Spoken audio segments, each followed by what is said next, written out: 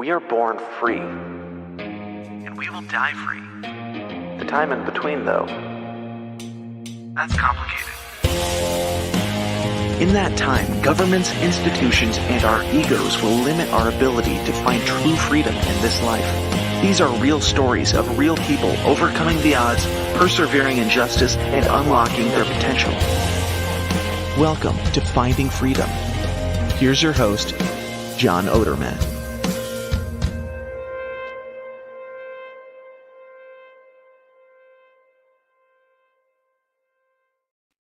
What is up, everybody? Welcome back to another episode of Finding Freedom here on the Lions of Liberty Podcast Network.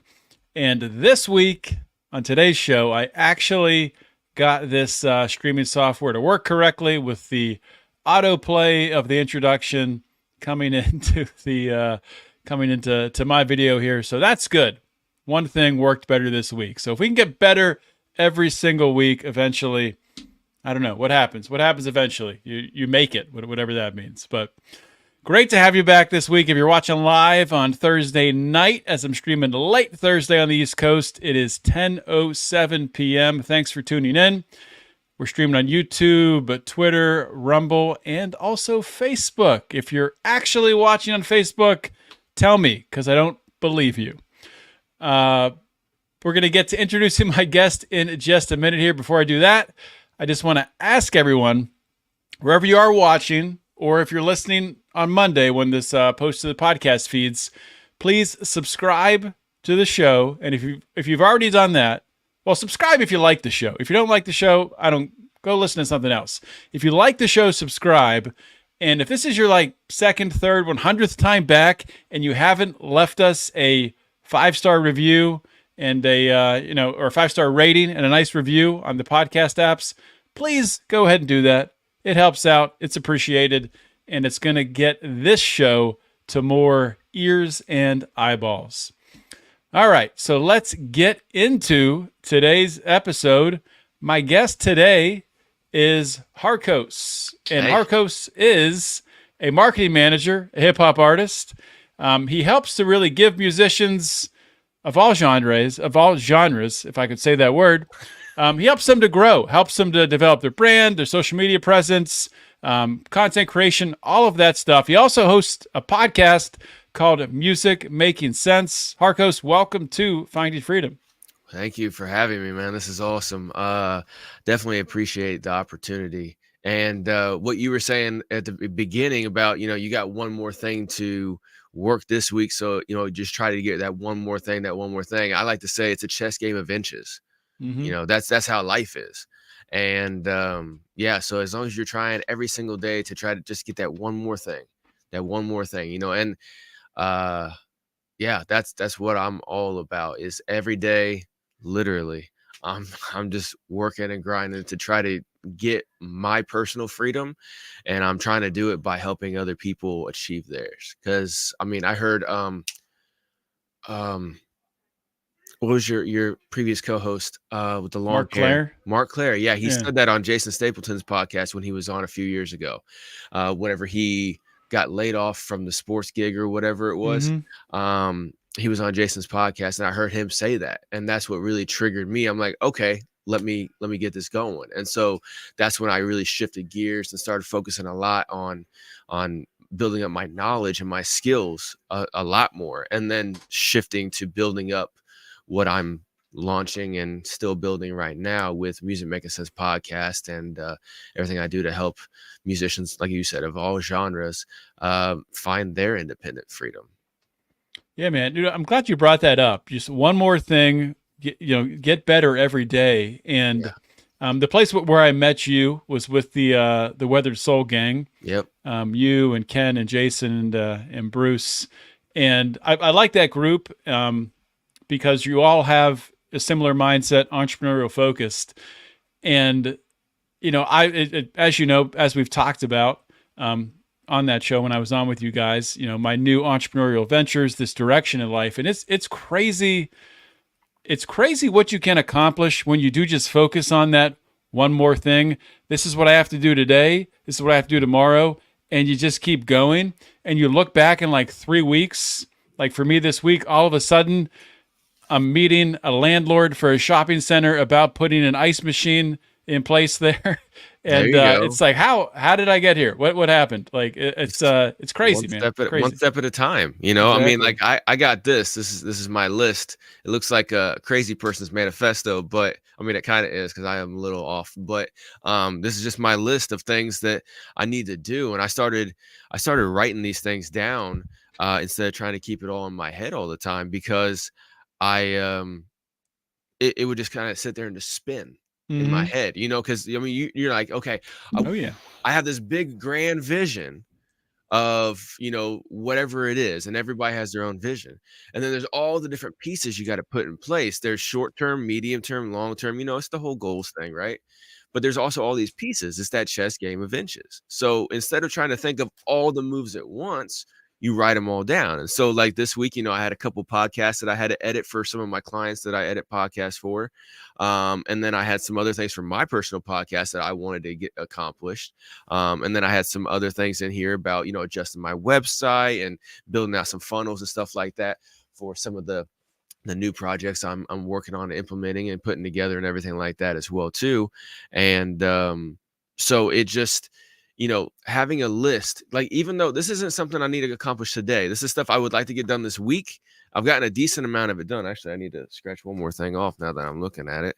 But it always feels good to scratch something off. Put that check mark there. Yeah. Well, because I just got one podcast edited today, so I got some more stuff. But yeah, so I mean, some of that I'm probably not even going to be able to get finished until next week. I'm going to be adding some more to it by the time next week comes and stuff. But, you know, that's where I see a lot of people get overwhelmed because I've personally been there as well. When you see the mountain in front of you that you got to climb and you're like, man, I don't even have a backpack yet, you know, then you're sitting there and you're just like, well, you kind of get overwhelmed. But like you said, that one step at a time, you know, and I've been taking my one step at a time for a few years now, and I know you have as well too, you know. And this your ice machine venture is just one step into that because you got the Plexus thing, you got the if I remember right, you had something with real estate as well too. Yeah. Dive So into real estate also. Yeah, so you got that stuff as well, and so you just you know, one step at a time, because there was a time when you didn't have any of those.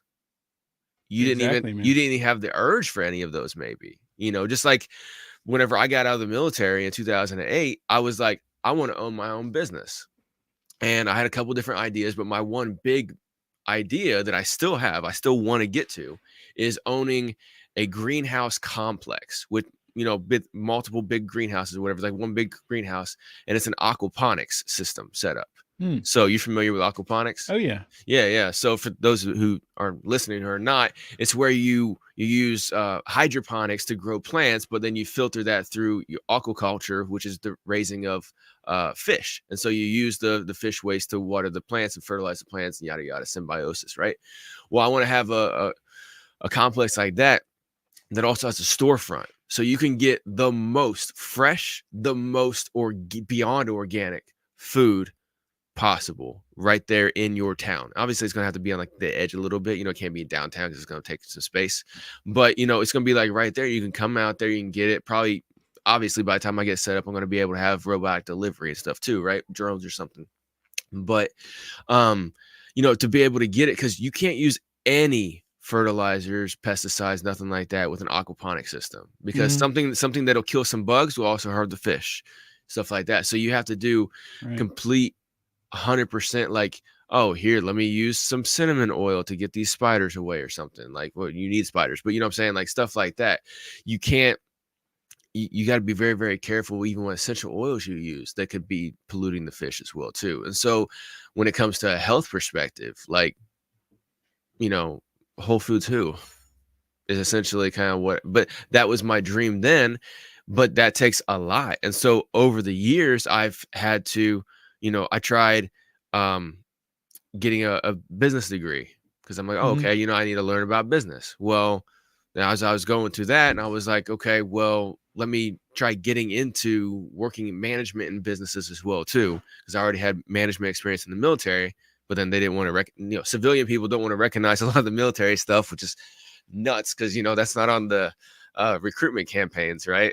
The recruit get skills to transfer after. They don't tell you that when they're signing you up. No, right? when they're signing you up, they say, hey, you'll gain skills that'll translate into the civilian world afterwards. And they translate to middle fingers is essentially what they translate to. Because I mean, the story I always like to tell is October 1st, 2008, the best time to get out of the military, right? Because that's when everything hit the fan. That's when I get out of the military. Hooray for me. That's chalk that up to another great life choice, right? And so, I get out. I'm unemployed for 5 months, except for my dad had a roofing business at that time still. And so he had a few jobs that went over until like October and a little bit in November. And then that was done pretty much until like March. Well, I didn't end up getting a job. My first job out of the military was at a gas station, working third shift, making minimum wage. And at that time, it was $5.50 still here in Indiana, right? And so I'm still living at my dad's house, getting fresh out of the military, stuff like that. Go from there to Arby's, where I was not a manager, right? And then end up going and working factory, stuff like that. End up finally working at a Caterpillar plant. And I was making like $14.25 an hour, which back when minimum wage was still $6.25 or something like that. That was great, right? You're making double minimum wage. That's amazing. And it was before all the inflation. I'm talking about 2011 here. Well, that went a lot farther back then. Yeah. Oh yeah. It went a lot farther, and then, obviously I didn't have kids then and stuff like that. So it worked a lot better, but but yeah. So then I tried to get into the entry-level management program at Family Video. So this is a video store, right? I remember a Family Video. Yeah. I mean, they were kind of a regional thing around the Midwest. I don't know how far they got out to, the West Coast or nothing like that. But I remember I went in there, and of course they don't have any office. Their office is like the desk right up there. And so when you have an interview at a Family Video, they don't exist anymore. But when you did, it would be like in the middle of the floor. Like you'd have racks of DVDs right around you. People would be like, grabbing DVDs, and you just be right there sitting in chairs on the floor. You weren't even behind the desk, right? You're just like in the walkway. It'd be like having an interview at a Walmart in the cashier lane, essentially. Right. Okay. And like you're just sitting down in chairs, you're not even standing up. And I remember I was sitting there, doing the interview and everything, and dressed up halfway nice, stuff like that. And on my resume, I got, like, any experience. I'm like, oh yeah, I was I got early promotion 3 times in the military. I got, an accommodation award for, exceptional leadership skills above and beyond. I was doing a job of like an E7, which is a sergeant first class, as an E4, right? And so that was like an 8-year gap in between like where you're supposed to be and where I was doing. And I was essentially working 8 years ahead, got an award for that, all that kind of stuff, right? And so I put that all in there, and they're like, oh, okay, so tell us about your, your management experience and stuff. So I'm telling them about my stuff. And they're like, oh, okay, well, do you have any real management experience? I was like, I didn't think I heard him right, because, TV's playing movies and people walking around and stuff. I'm like, I'm sorry, excuse me? And she's like, do you have any real management experience? Real. And I said, because at first I thought she said retail, right? And she's like, real management. I said, real? And she's like, yeah. I was like, go fuck yourself. And I got up and walked out. And that's when I realized I got to pave my own way. And I got to figure everything out on my own. I can't rely on anything else. And so I've been grinding ever since. This was like 2011. And, but yeah, like really in 2016, once I found the Jason Stapleton program back whenever I was gonna say, I can see why you identified so much with Jason Stapleton, because his story is so similar to yours. It's very, very similar. Yeah. And that's how real veterans are treated. If you spend 20 years in and you lick all the boots and suck all the assholes, you get out and you're fine. You're working for DOD. You're working for, you're working for private contractors, making a couple $100,000 a year. You're doing great. But if you just do one term like me and Jason did, you're pretty much kicked to the curb, especially if you didn't get high level in there. Like me and him, we didn't get too high level, right? He got a little bit higher level than me, but he was a door kicker essentially. High level. He's special forces, so I'm really downgrading it. but I was just a mechanic in the Army that never did any mechanics in the Army. I did like 5 months worth of mechanics in the whole 3.5 years I was in. Because the rest of the time I was during the wars. I was doing war stuff. And yeah, they really kick you to the curb and stuff like that. And so that's why a lot of people have a lot of issues. But yeah, once I found him, I really, really resonated with his winner's win story, like with all that kind of stuff.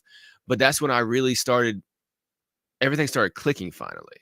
That I was like, because I was just searching from 2008 all the way to 2016, like 8 years, just searching, mindlessly, wandering and stuff, trying to figure it out.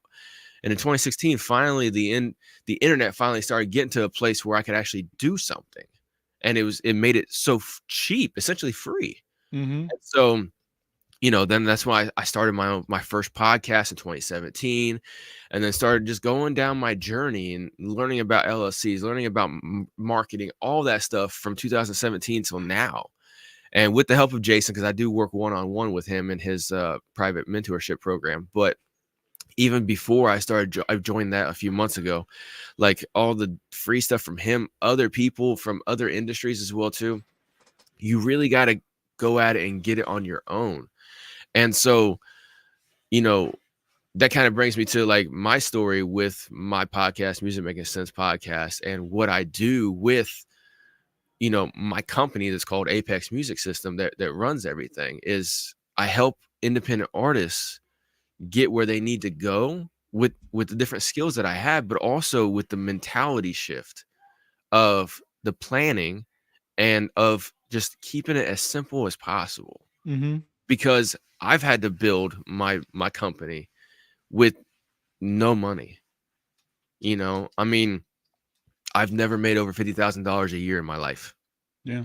Right. Even as a 38-year-old man right now, right. I'm barely creeping up right on that right now.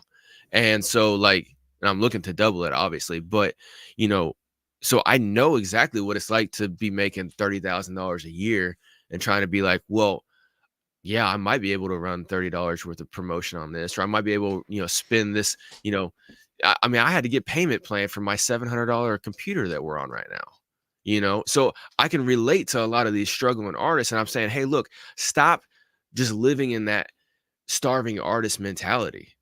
Start actually working your way out of it. You want to live the musician lifestyle, right? Where you're not working this bullshit 9-to-5 job or these multiple bullshit part-time jobs. And you want to spend your time in your life creating music, engaging with your fans, and spending time with your friends and family, right? You don't want to be doing anything else with that. Okay. Well, here's the system that I created called the Apex Music System that helps you build everything, put it all together for as low cost as possible until you scale. And then you can start reinvesting and double up.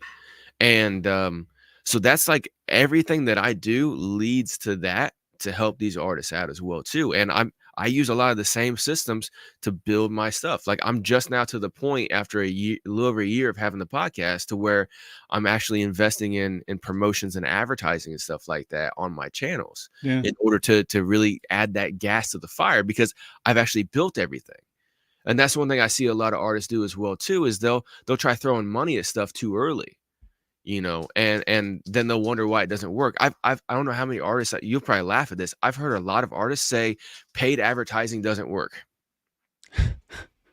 I'm like, excuse me, I'm sorry. Have you ever seen any of your favorite artists on a show of any kind? I mean, you can definitely waste money in paid advertising if you do it wrong. But they say it's a scam, it's a waste of money, it's like all this stuff, I'm like, hold on. And so like legitimately, sometimes I'll be like, I'll message these people. Like I did it a few months ago, right? I messaged some guy who, like, I posted a reel or something like that. Like I reshared a reel, and it was talking about, you got to have, some paid advertising, blah blah blah, right? After you get the organic and everything set up first, right? You gotta be able to create content on a regular basis before you start adding any fuel to that fire, right? You got to build your car before you can put gas in and start driving. And he was like, oh man, paid advertising, that doesn't work. That's a scam. I've wasted money on that before. So I messaged him privately, right? I didn't want to do it all on the Facebook and stuff. And I was like, hey man, tell me about, you said you wasted money. Like, let me know about your last thing. He's like, oh man, I just tried doing this like a month ago, blah, blah, blah. And I'm like, okay, well, what's your audience set up as? He goes, what do you mean? I'm like, Okay, I know where we're going here, right? Yeah, And you got it. You got to ask. You start asking questions. You know, yeah, someone yeah. has something that didn't work. Okay, let's dig in. Let's What dig happened? in, right? Yeah, Yeah. like I'm saying, like I've been working. I Yeah. went to vocational school for mechanics in high school. You know, my junior and senior year, and Hmm. I've done mechanics. I'm a problem solver, right? And so, like, I'm like, okay, well, and so then I led him to figure out how to find that, and he's like, oh yeah, right here it is, right? And he showed me it, and his audience had this and only this for his audience identifiers, right? Males 18 to 65 in Idaho. That's it. That's And a I hot said, That's a hot market in and Idaho. Man. well, he lives in Idaho, so Okay. I'm like, okay, I understand that, but you didn't signify any artists that you were like. You didn't even Hmm. signify a genre of music. You didn't even signify music. Okay, and so like, and this dude has like a kind of a niche subgenre within hip hop. Okay. And so I'm like, for one, you need to target the whole United States, and you don't need to be going over 40 years old, because anybody over 40 years old, you're going to have some people that will like that style because it's popularized by some other artists who have been in the game for about Hmm. 20-ish years. But like, you definitely don't want to be targeting 65-year-olds. It's going to be very, very rare to find artists who do what's called speed rap, right? Which is where they rap really, really fast. And I'm like, you're gonna maybe have 45, 50-ish year olds, because there's speed rap was a big thing, back in like the 80s, 90s, and it's been a big thing for a long time. I mean, there's a lot of very prominent people who've done speed rap, between Bone Thugs and Harmony, Twista, Yeah. Tech Nine, stuff like that, right? Busta Rhymes.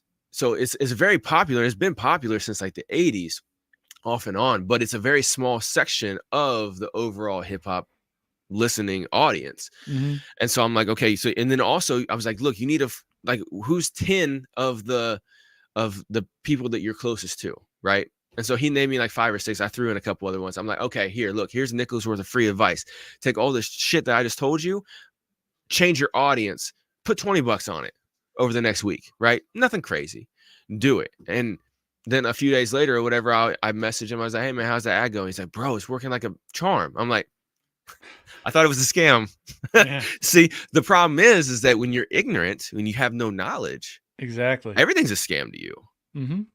But once you actually have the knowledge, you figure out what really is a scam and what is not a scam.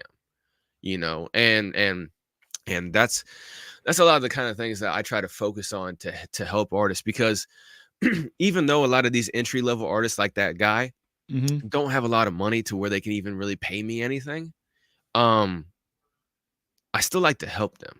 Hmm. And so that's why I have the podcast, and that's why I'm developing some other entry level programs to kind of give people the basis to where, when they don't have much, they can at least try to do something. They can get some knowledge off me, bare minimum, for free 99 over on YouTube, or they can, hop in my new program called Takeover Tuesdays, which is like open office hours every Tuesday for like 2 hours, Hmm. where they can come in, we can discuss whatever you need help on, or whatever is, marketing consultation right there. But then there's also going to be other people, as the program grows, that will come in during that time frame, and you'll be able to learn off of each other, maybe even collaborate, stuff like that. But that's every single Tuesday, and it's $50 a month. I mean, that's basically free. That's I mean, when it comes to consultations, Yeah. and so just small things like that, like I figured out how to I do Yeah, want to back sorry. up for a minute. I don't want to forget this, because you said Yeah. this about 10 minutes ago, probably, but I want to bring it up again, because Sorry, people might I have can just go. I have a Well, solo podcast. that's why I can just go. that's why for this show, like, I don't normally like write down a lot of questions I'm going to ask. I normally let it flow, but Right. literally today, like, I wrote down almost nothing, because I'm like, I know we'll just talk, and Right. it won't be a problem. Yeah, there's But no problem with me talking. I did want to come back to this, because I think it's really powerful. Okay. When you were talking about, how much money you're making, and, people might look at you and think that, you're not, really successful in what you're doing right now. Yeah. And, other artists who you're working with, have, even less success than that. They're, but what I see in for example, with my Plexus work in network marketing, is that a lot of people will say, well, I'm not making money yet. How can I talk to other people, about how to, operate this business and generate leads and talk to people. If I'm not successful yet, how can I do that? And it's like, well, that's how you become successful. You have to start somewhere. You have to start building somewhere. And I thought that was just so awesome that you highlighted that you're so aware of that, your self-awareness, that you're recognizing that you're building that right now. So I just wanted to double down on that and really highlight that for people. Yeah, absolutely. And I mean, I honestly, like, this is not like the Jason Stapleton award ceremony, but I literally, like, I kind of, it clicked on me one day whenever I heard him say to the effect of, not exactly, to the effect of, you know, you may not know everything, but you know more than a lot of people. And those are the people you can start helping on your way. Yeah. To knowing everything. And he's had a lot of other things, but like, that's what really, really got me. And so I'm like, okay. And so anytime people say, because people do say that a lot to me, they'll be like, oh, well, why should I listen to you, man? You don't really have a big audience and stuff like that. And I'm like, okay, well, how did you find out about me? Yeah. Okay. Because I'm not just sitting in my, technically I'm in my closet right now. I'm just not sitting in my closet yelling at the walls, right? You were able to find me and you don't even live in my state. Or even country sometimes. I do have people that I talk with over in the UK and other places. And it's like, look, you found me because I'm putting together all the things, and you found me organically as well too, through either networking, referrals, or just from the algorithm. So I know how to do these things and I'm doing it. And the thing is, though, is that, like, I could give all the excuses in the world, but you look at this, I really, really started this whole brand of Makin Cents Podcast in August of 2023. And so, I've been doing it 100% organic until September of 2024. And I finally been putting some like ad money into it. So everything I've been doing for the last year has just been building, testing and everything like that. And that's exactly how artists need to do it as well too. You got to start out putting the base in. And this with anything, any business, honestly, you got to start putting the base in, and you have to, it's imposter syndrome's a motherfucker. It's hard to get over. Yeah. I have that all the time because I'm sitting here. Anytime somebody says that to me, I ask myself that. I'm like, well, that is a good point. Like, how am I going to tell these people that they can start making money off their music when I'm an artist as well too? I'm not making money off my music. Well, then I always go back to, well, yeah, but I haven't actually released anything or even promoted it in over a year, right? Because I just like pause that, focus on this. I'll get back to that later, is basically how I done it and stuff. But like, everything that I've learned is a lot of stuff that other people don't know. And so that's the self-awareness I go off of to get it pushing on my own, And so the other thing is, like, you were talking about giving things away for free, and people might hear that and say, well, that's stupid. How can you give stuff away for free? And I mean, number one, I think it's just good to help people. I think a lot of people who aren't entrepreneurs, who don't, operate, self-employed in this environment, they think that you have to be like cutthroat in order to make it. And it's the opposite, man. It's when you get like on the corporate side, like that's the cutthroat, like bullshit artist. But when you get in small business and, people just trying to make it, people, it's just making friends with people and helping each other and then figuring out a way to make money together. That's absolutely at the basis. That's what entrepreneurship is. Absolutely. And you can do that in all different kinds of ways. But, to what you said about the corporate structure being cutthroat, well, that's how it's built. It's built like that to churn out a specific type of person. But like you said, out here in the independent entrepreneurial world, it's, there's like the slang term, it's not your net worth is determined by your network, right? And so, who can help. And along the way, who may just be somebody else who has a podcast with a couple hundred listeners as well too, or even a dozen listeners, right? that may be somebody because one of their listeners happens to know, like for instance, with me here recently, right? I I became friends and network with another podcast who does like a music review show every Friday. I ended up starting my own here Wednesday as well too, with the help of them, giving me the insight with technology and stuff.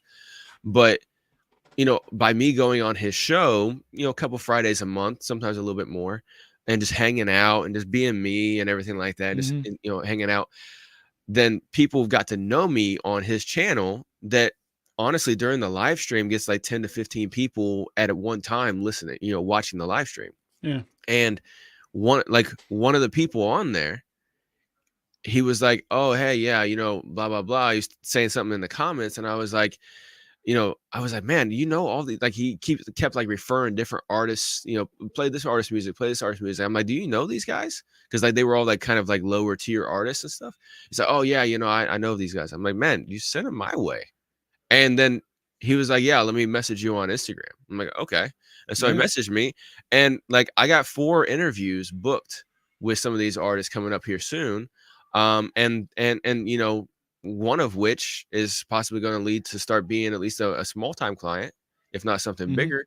And so like, just off of that, I just gained a few more people that I just got in my live stream the other day as well too. And so it builds. And like you said at the beginning, it's that one more thing, that one connection I just made right there has gotten me so far about 5 new connections.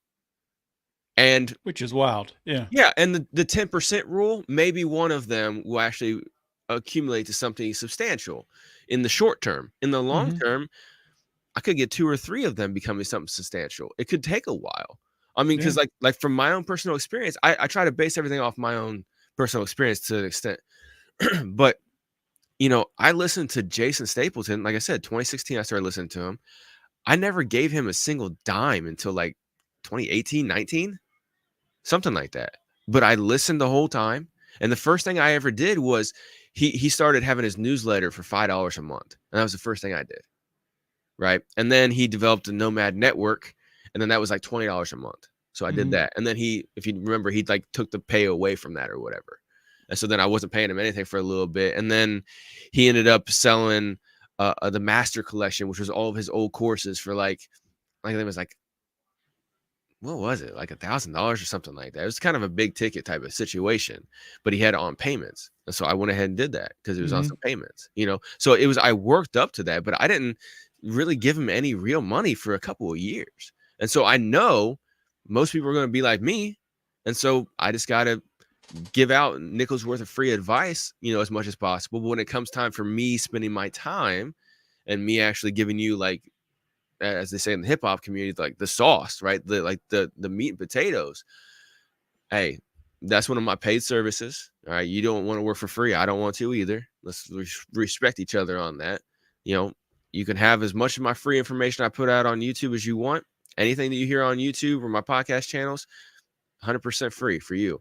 But anything you want, any 100% custom stuff, you got to draw the line. And like, hey, like my prices are cheap right now. Okay. So, I build websites for $500 right now, so, I mean, that's nothing essentially in the website building community. Most of them are over $1,000, so I just kind of try to keep my mentality and my self-awareness right there. Like you said, I do try to stay as self-aware as possible. I think that helps me, honestly. So let's back up to the beginning here for a minute to talk about really how you first really fell in love with music and hip hop and when this started. So, I mean, you talked about your time in the service. So was this prior to that? When did music really come into your life? So music has always kind of been something in my life.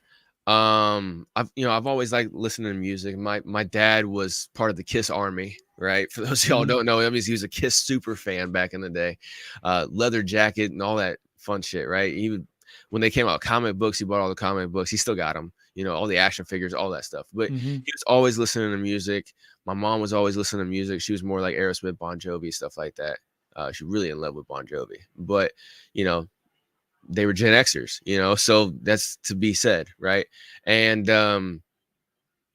yeah, it was when I really fell in love with hip hop specifically was in '96. You know, I was like 10 years old because I was born in '86, and that's when I was watching MTV before school, like before elementary school, and Bone Thugs and Harmony was on there, and they just got started with their song called "The Crossroads," which was like their really really big first hit, and it was a great song. And I was like, whoa! And it was like something totally different. And then I found Wu-Tang, and then it started going down the rabbit hole from there. And it was all really like edited cassettes and stuff like that because my grandparents were religious and stuff. So, you know, if they let me listen to anything, it was usually on the radio, or you know, I could get some cassettes, but they had to be edited and stuff like that. And then of course, like I lived with them because my dad was going through some stuff, but he would like buy me like some of these CDs, like hold on, this one right here, actually, it's one of the Snoop Dogg ones. He had actually bought me that, and like I had it. I would have it and like other contraband CDs like underneath my shelving unit, like hidden, and I would like sometimes take them out and put them in like underneath the CDs or underneath the booklets or whatever of Christian CDs and stuff, and have them with me. It's like I'd be hiding the contraband and stuff. And so that's when I really got into it. In middle school, I started getting into music, like playing it. I started learning the guitar. I took guitar lessons for like a year or two, something like that. And then I played saxophone for like a year in 6th grade for band and stuff. But then like, you know, it didn't really materialize to too much. I was like in a couple of small bands and stuff like that with guitar. But I didn't really like get those very well. But whenever I got into high school, it was around 15-ish, somewhere in there, I started just like writing my own music, like lyrics and stuff like that. And a lot of it started with like me memorizing some of my favorite songs. And so I would write them down and memorize them. And then I started writing my own stuff. And then it just kind of went from there. And whenever I went in the military, I was really wanting to start like actually creating hip hop music and stuff. And as a white dude living in a 99% white town in Indiana, it was very, very rare. Okay. I've been the outcast my whole life. And this was before Eminem, right? It was right around whenever he came out. Yeah. It was right around when he came out. Cause I went in the military in 2005. And I think he came out right around the beginning of the 2000s. So he was still like the only one. And if anytime I said, oh, I want to rap, people were like, oh, well, you trying to be Eminem? And so like, I have like an instinctive reflex. I hate that guy just because it was always a negative connotation shot back at me. Oh, you trying to be Eminem? Oh, you want to act black? Like all those things. I heard all of them. Right. And, but whenever I'm in the military, I'm like, okay, this might be my chance to actually start doing something. I can go meet people from all over and stuff like that and all that. And so it took a couple years until 2007 when I was in Iraq. You know, some of the people that I was cool with, they knew that I wanted to make music and stuff like that. They knew I liked hip hop and stuff. I like rock as well too. But they knew I wanted to start making hip hop, and they told me, hey, you need to go talk to this guy. He makes hip hop beats. I'm like, oh, okay, cool. Like I didn't know that. So I went and talked to him, you know, me and him sitting talking and hanging out and stuff like that. And I told him, he's like, well, have you ever done it? And I'm like, no, man, I've wrote stuff and everything like that for a few years, but I've never actually like put anything out. He's like, okay, you need to go talk to my friend over here. I'm like, okay, cool. So I want to talk to him. And then us three ended up becoming just basically brothers for like the next year and a half. Mm-hmm. And that's when I really first started making music, and I was putting it up on MySpace and stuff like that. So you were actually making music when you were in Iraq? Yeah. We were making music in Iraq because we had like laptops, and we didn't really have too much internet, but we were, you know, you download the software onto your computer and then you can record. Yeah. And it was crazy too, because it was like the laptops in 2008 had like a 50 gigabyte hard drive. Okay. So you had to be very, very particular with this. Like you couldn't have too big of files, all that stuff. And external hard drives were the thing. Like we would have like 500 gig hard drives and stuff. But yeah, we would make it. And we lived in these things called CHUs, right? Centralized housing units. And they were essentially shipping containers with doors, like house doors and windows in it, right? And that's what we lived in. Well, it was a big metal box. And so that's not good for recording music. So we figure out a way, right? And that's one of the things I've always loved about hip hop in particular. Hip hop has been something that has always been built something from nothing. Like, for those who don't know, hip hop was started basically by homeless people in New York, just like working with bits and pieces. Like, the first turntables were built from 2 record players put together, and an out of work, unemployed, homeless electrical engineer created the interface and the switcher to switch it back and forth. Oh, wow. Okay. Like, literally creating something from nothing. Right. And, yeah, a lot of like the big pioneers, they were homeless or, living with family and stuff like that, really created something from nothing. And I've always appreciated that. But when we were in Iraq, we had to do the same thing. And so my buddy, his name was Dominic. He was the one who actually like helped me start getting like rapping. And whenever he was recording himself, he would actually have he was just like a stage mic, right? It wasn't even like a condenser mic like this. It was just like a stage mic that they had up on stage. He had one of those, and he would lay it on his bed and then like hang over it, like talk down to his mattress, basically, so the sound would be absorbed in his mattress. Well, whenever I would come over, I'm like, I'm not putting my face near your mattress, bro. Like, no, thank you, right? So I want to rap, but not that bad, right? And so what we did is he would hang some towels over the metal locker and have the microphone hanging down in front of the towel. And so the towel would give a little bit of dampening, but I'm rapping against a metal locker in a metal box. But he was able to figure out with the tuning and stuff like that to get a lot of that tinging out. But yeah, that's when we really started making music. And then when I got back from Iraq, that's when we were able to start like actually putting it on the internet and stuff like that. But we didn't really get anywhere. It was just like we loved doing it, and that's when I really started building it. But then whenever I got out, I didn't make any music for almost 10 years because I came back to Indiana, didn't know anybody. There wasn't really like any kind of scene or nothing, and I didn't really know anybody. I'm pretty introverted, stuff like that. So it really took until I started my first podcast, which was a radio show style podcast, where I was just playing local artists' music on my podcast, right, to give them a platform because there was no platform locally. And that's what I really created first. I was saying, I want to try to give these local people a platform. I'm learning about this internet shit. Let me try to get it out, because these guys aren't even on YouTube, right, at this time, right, 2017. And so did that, and then it branched out to I was playing Indiana artists and trying to give a limelight for them. And then it got to a point, by the time I stopped in 2021, over 50% of my artists that I was playing were from the UK. And really? So, yeah, so like I had like a lot of artists from the UK, a lot of artists from all over the United States, and just from social media, I was able to build, a few hundred artists that I had in rotation at any one time. And I was doing like 2 shows a week, like a couple an hour long show usually. So you would play their music and then bring them on the show to talk about it, or what was the format? No, I didn't have any of that. I would just play their music, and it was like listening to a radio show where I would say, I had I played a song at the beginning, and then I came in with my intro, and then I would intro the next song. Okay, this next song is blah blah blah from so and so. Let's check it out. They're from blah blah wherever, right? Play the song. Come back. All right, yeah, I think that was awesome. That was so and so with their song. I would say their song again, and then sometimes if I knew anything about them, because over time I would learn a little bit or whatever, I'd put a little bit of tidbits in there and stuff like that. So it was a promotional outlet for these artists that I was doing. And then as it got closer to 2020, I started having like different rants about political things, and a lot of those episodes have been taken down for medical disinformation. So you can probably guess what I was talking about in 2020. I just had another one taken down. My interview with Peter McCullough was just taken down this past week. Yeah. I bet that was. He's on the most banned list. So, but he's a brilliant guy. Like that guy. Oh yeah. Brilliant. I was just listening to his episode with Jimmy Dore here lately. And you had Peter on. That's awesome. But yeah, so like that's kind of what I did then. But yeah, it all really started in Iraq. Is when I first started making real music and kind of getting that bug.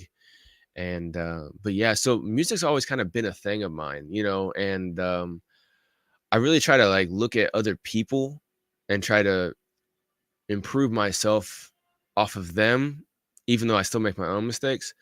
And when I say like that is like, I love my parents. But like they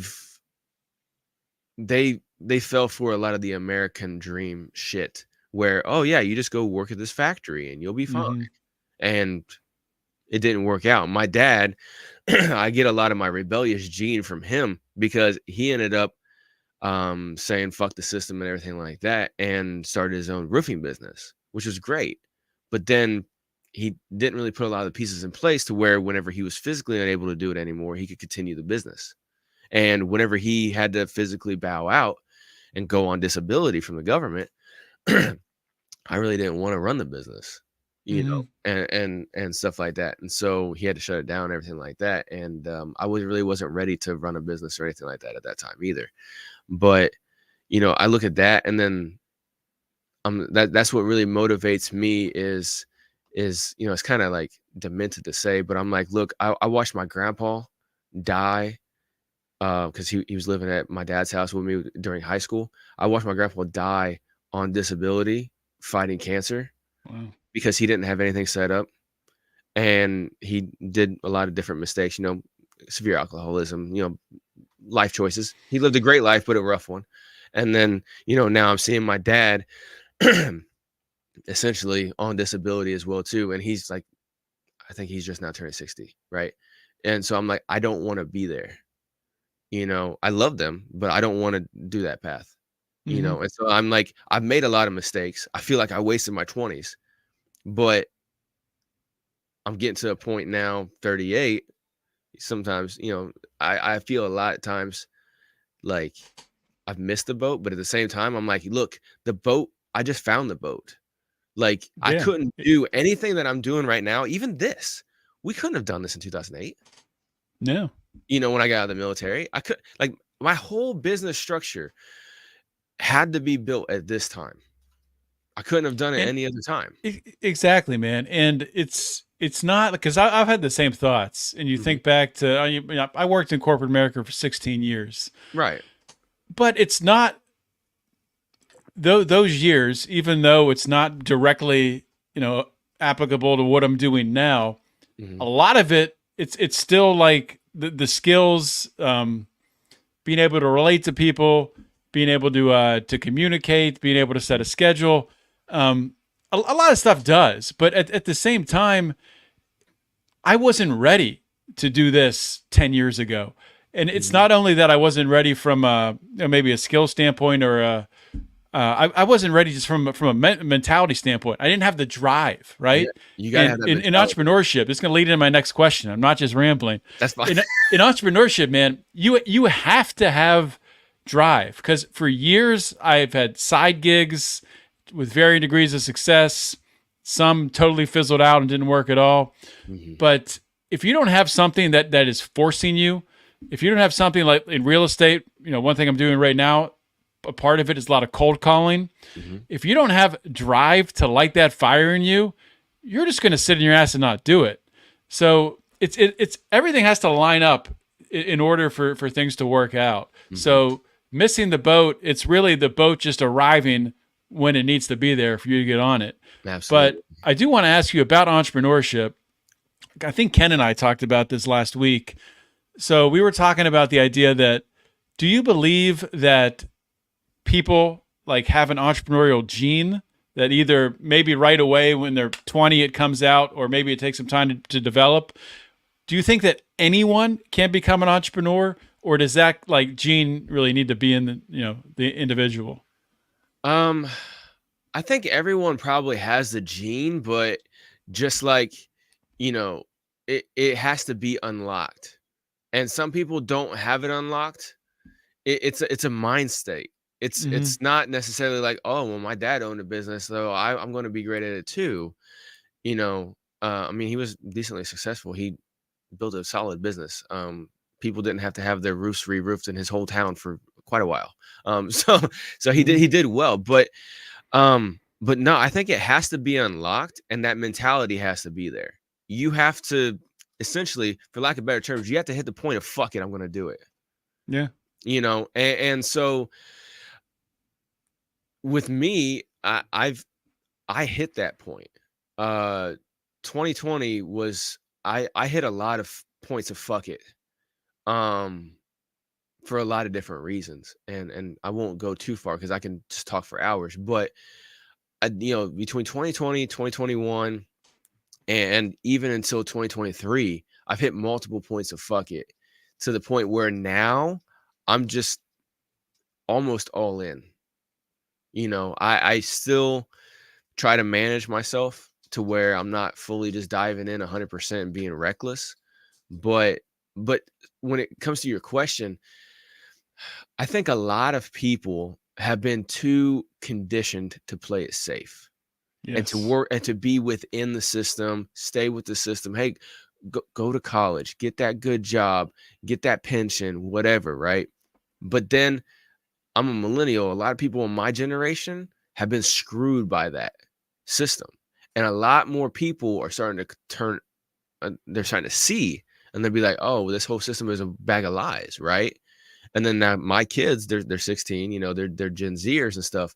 And like, they're sitting here, they're juniors in high school, and they're looking at, the next couple of years. They're like, I feel like the fucking world is fucked. And I'm like, yeah, right. But I think that a lot of people, they play it safe so much that when that gene is activated by an outside trigger, like they get laid off from their job, even though they thought they had a super secure job, not meaning to take a jab, but they, some people roll over and just take it. And some people fight back against it. And it's got to be that 10% rule, right?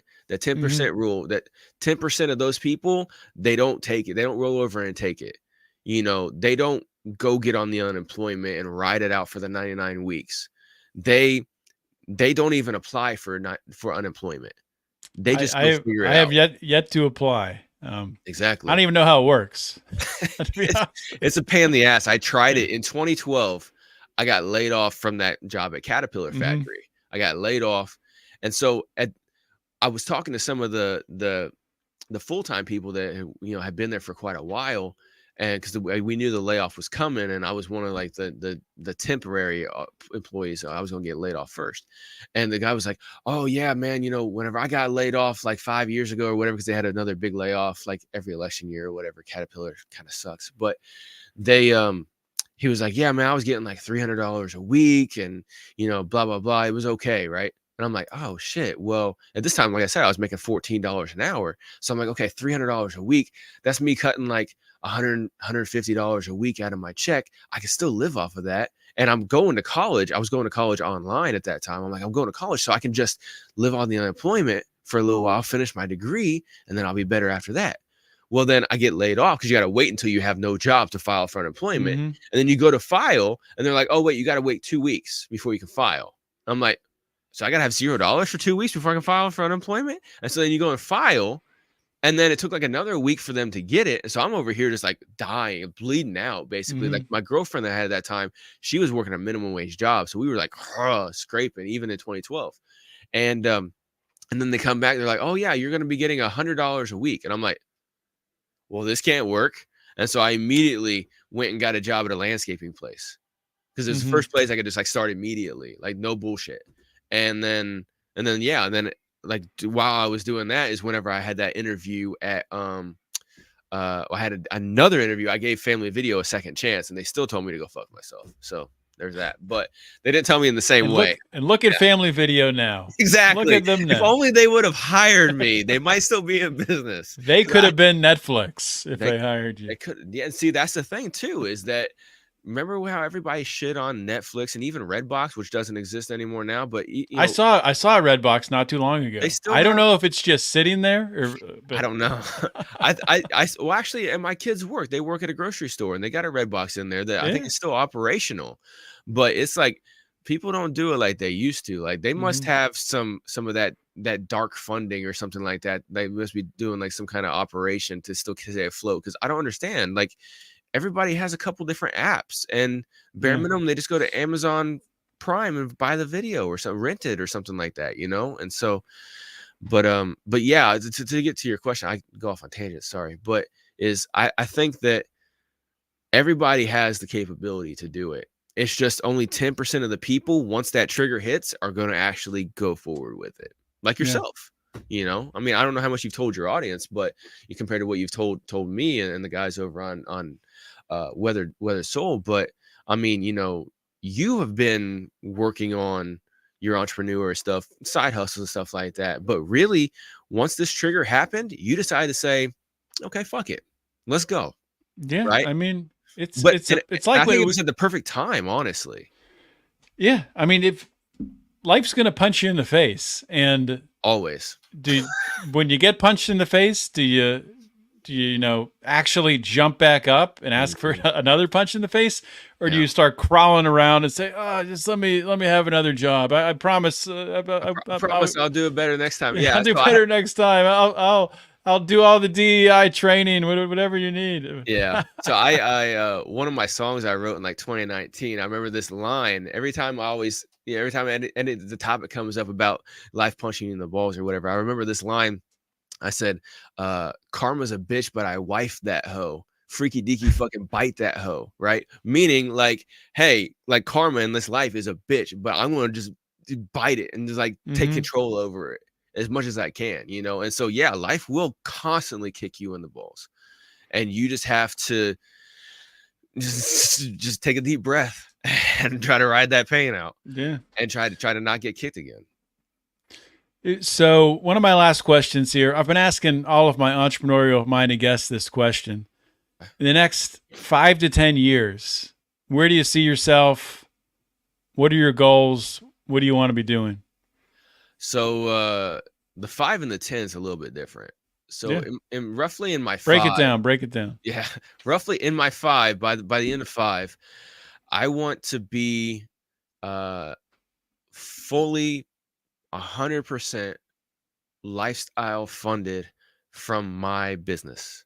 Okay, so smidge off topic, but right now I'm approximately 30% funded off of my business. The rest of that I do Grubhub and Uber Eats and Walmart Spark Delivery and stuff like that. But I'm slowly but surely just chipping away at my drive time and staying more at home working on my stuff. But in 5 years, I want to be 100% funded. And I want to be making bare minimum $100,000 a year off of it. Okay. That's me doubling my income, what I'm basically getting now. And that's me working 100% for myself. And then I don't want to be, grinding at it 7 days a week like I am now. I want to be, 4 or 5 days a week, roughly. That's my 5-year plan. And the type of my business could change. It could be very diverse by then. It could be something different, but bare minimum, I want to be in 5 years, at least $100,000 a year, working 4 to 5 days a week, 100% for myself and my clients and stuff, obviously. But it's where I want to be for that. And then the 10-year mark is I want to have that damn greenhouse complex.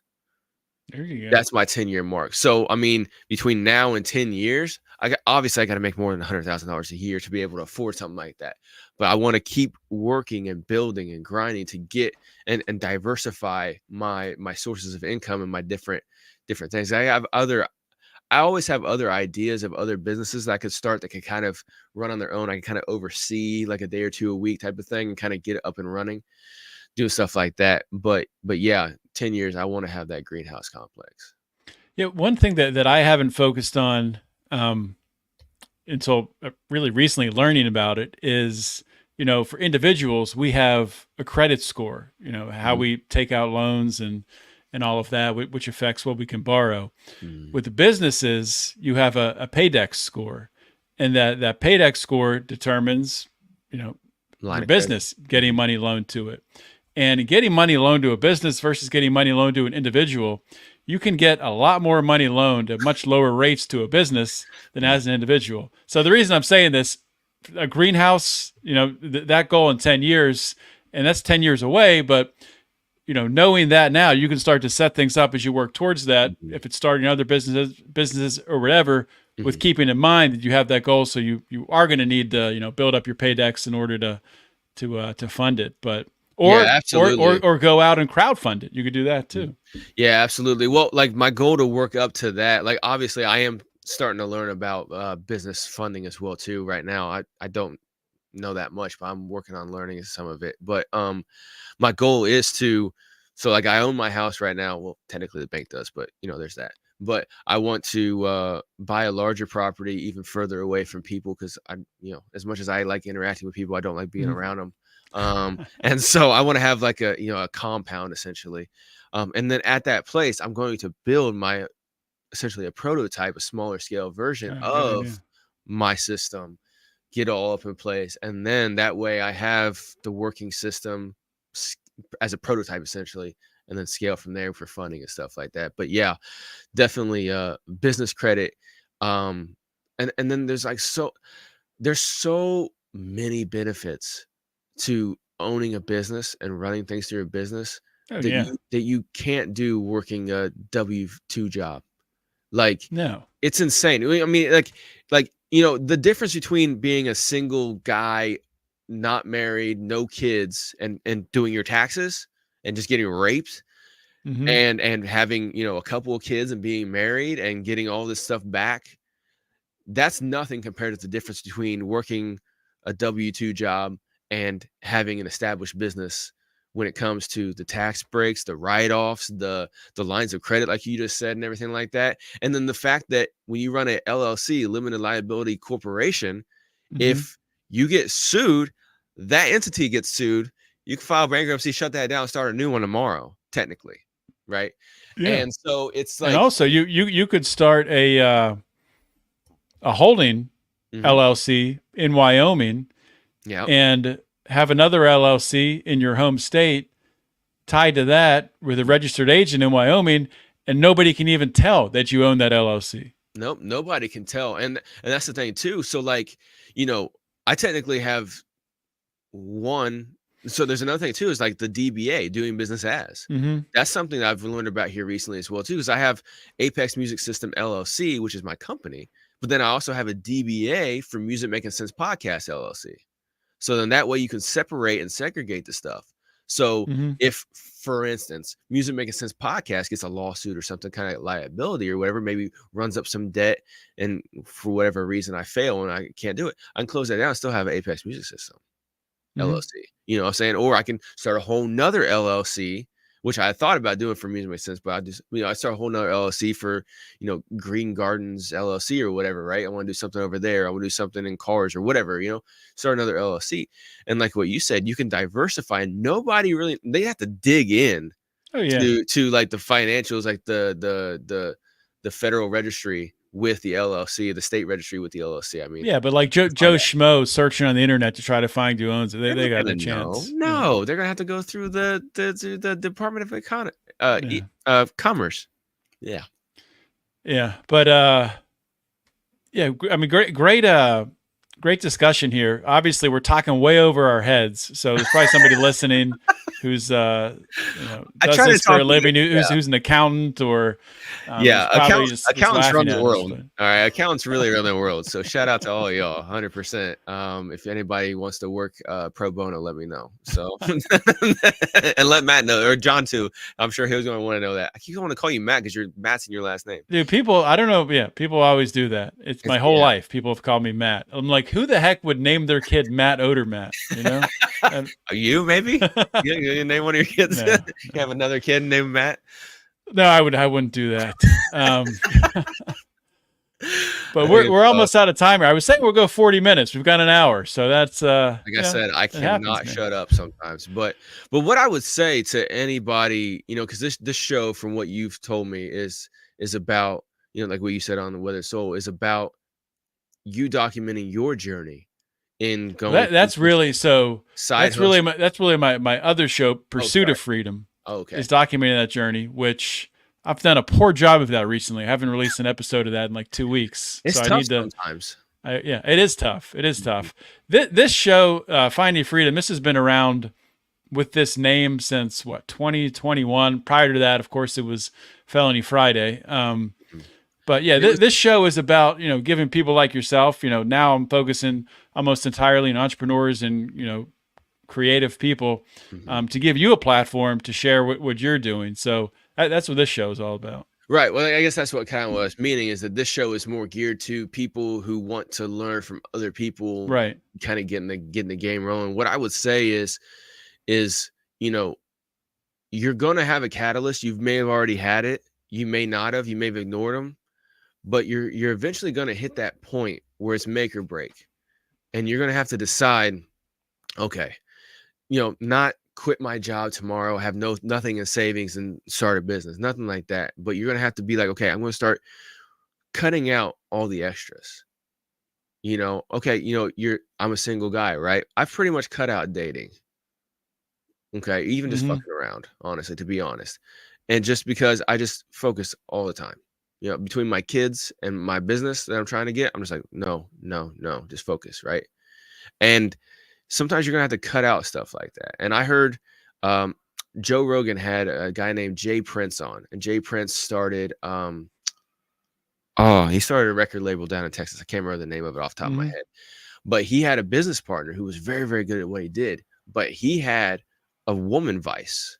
Women were his biggest crush. He was always wanting to go out to the clubs every weekend, different women, all that stuff. And Jay Prince told me, he's like, hey man, if we're gonna make this, you got to stop partying and women for at least 1 year so we can focus on this. And he did, and that label became very successful. And then after the year, the guy kind of went back to it, but not so much. But they became really successful. And I really took that, and I'm like, okay, so kind of have women vice, but not really a partying vice or nothing like that. But like, cut out some of my bullshit and really focus. And that's when you hit that point. Every single one of y'all listening right now, you're gonna hit that point. You may already have.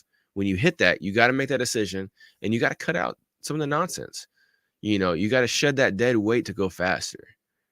And so that's what I would encourage every single one of y'all to do, is just think, have I already hit it? Did I ignore it? Or do I want to get ahead of it? And try to just be like, okay, let me, like John said at the beginning, that one thing. That one thing. Let me just start. Let me file my LLC. Here in Indiana, it's only $100. Every state's different. Let me file my LLC real quick. Okay. And if I end up changing the name of it later, screw it, whatever. It was $100. Over the course of a year, you're going to spend $100 on nonsense. You spend $100 going out to dinner on the weekend. Yeah. Over the course of a year. Come on now. Right. But like, do that one thing. Start that LLC real quick. And then go to your local small business administration. They usually have some satellites. Like here in Indiana, they have the Indiana Small Business Development Center. Go to any of those. They're 501c3. Every SBA has something locally like that. Go there and say, hey, I'm interested in starting my business. And they'll give you just the basic stuff. Here's how to write a business plan. Here's how to file your, this or whatever. They'll give you the basics. And a lot of times those people don't know much, but here's a form, right? But do those one things. And those one things will add up. It's a chess game of inches. Okay. You got to just take that step. Yeah. You got to take the step. And before you know it, you'll take 20 steps and look back and not even recognize how you got to where you are. You won't even recognize yourself. Yeah. I don't recognize 2016 me, let alone 2008 me, So absolutely. Yeah. I mean, not to keep like preaching to the people, but I feel like we're on a roll here. Life is going to change you no matter what. So you are going to be affected and influenced and changed by something, either a job, a relationship, whatever you're spending your time on is going to affect you. Mm-hmm. So right now, whichever path the listeners of this show are going down, that is molding you into the person who you are, who you're surrounding yourself with. If you're happy with that, good. Keep going that way. If you're not, then do the one thing. Do the one thing to step out and set a different path. Mm-hmm. Absolutely. Harkos, this has been an awesome conversation. I feel like I'm learning here too. So that's always the best kind of interview. I want to give you an opportunity here again to plug away, tell the people where they can find everything you got. Yeah, so you can find me Makin Cents Podcast, musicmakincentsepod.com. And that's spelled a little slangy, right? So it's making without the G, right? So making without the G, and then it's cents as in money, right? So musicmakincentsepod.com. I'm sure John will have it down in the description. That's where you can find everything about me. You can find links to all the social streaming, everything like that for the podcast. I have I release one podcast episode every week on Mondays. I've been getting really good at grinding down on that. For a little bit, I was a little wishy-washy, but and it's all about a specific topic within the realm of music marketing. And even if you're just interested in marketing, you might be able to learn a lot of stuff too, because I just talk about a lot of basic marketing stuff, but I word it in speaking to a musician. And then on Wednesday nights, I have a live stream on my YouTube where I play music from all genres. I find people all over the place. They submit music. I play it. I review their music, say, hey, I like it. Hey, I don't like it. People in the comments can weigh in as well too. And then I do a little bit of like a social media audit on them as well too while I'm right there. And that's only when they first submit. After they've been coming back, keep on dropping music, I don't do a social media audit every time. But yeah, it's all about helping people grow and giving people exposure. So if you like music of all genres, then come on in, check out. It's called WTF Wednesdays on Awesome. Music Makin Cents Podcast website, or not website, YouTube. And it's 9 till approximately 12 p.m. every single Wednesday night Eastern time. Replay is always available as well too, so go check it out. And yeah, Music Makin Cents Pod for everything. If you want to contact me about anything, as you heard, I even edit podcasts and stuff like that as well too. So if you have a podcast but you don't know how to do all the editing and the uploading and all that stuff, I can help you out with a lot of different things. Like I was just saying, I've learned a lot of skills trying to make something out of nothing for free 99 by YouTube videos and everything like that. And so I can help speed that process up for you. And so where you're not dude, while I was learning how to edit videos, I was using a office desktop computer, which was not made for editing videos. So it was lagging super slow, right? Every time I made some movements, that's the worst. It would take a little bit to refresh, right? I was doing this while I was a manager at Vitamin Shop. And this is like right as soon as I got started with the podcast, 2016, 2017, right after 2017. And I remember the person I was with at that time, she would work nights. She would get home around like 4 o'clock in the morning. She would come home. I'd be asleep on my desk, like with my head on my desk in the middle of editing a video, like as I was teaching myself. So I can save you a lot of sleeping on your desk time. Let me just say that. Yeah. Okay. So yeah, musicmakinsensepod.com to reach me in any way. That's the best place to find me. All right. Harkos, thanks for coming to the show, man. I appreciate the opportunity, man. Absolutely. All right. We'll see you, buddy. Thank you. All right. That's a wrap for today's show. Hope you guys enjoyed it. I will link to everything that Harkos talked about on the show notes page at lionsofliberty.com. If you like this show, if you like Brian's show on Wednesdays, Me and Age Daydream, if you like the show we do on Fridays, Meme Wars, then you probably maybe want some more Lions of Liberty content. You can get that by joining the Lions of Liberty Pride by going to Patreon or Locals. And if you sign up there, you get access to some of our bonus shows, one of them being Degenerate Gamblers, another one being Conspiracy Corner. On the last we changed the name, not Conspiracy Corner anymore. Secrets, Lies, and Cover-Ups. On the last bonus Secret, Lies, and Cover-Ups, we talked about the Netflix documentary called The Octopus Murders, which is a crazy four-part docuseries on Netflix, diving into all kinds of political conspiracies going over many decades and murders associated with them as well. But you can hear us dissect it in a very confusing way, in a funny way, by joining our Lions of Liberty Pride on Patreon or on Locals.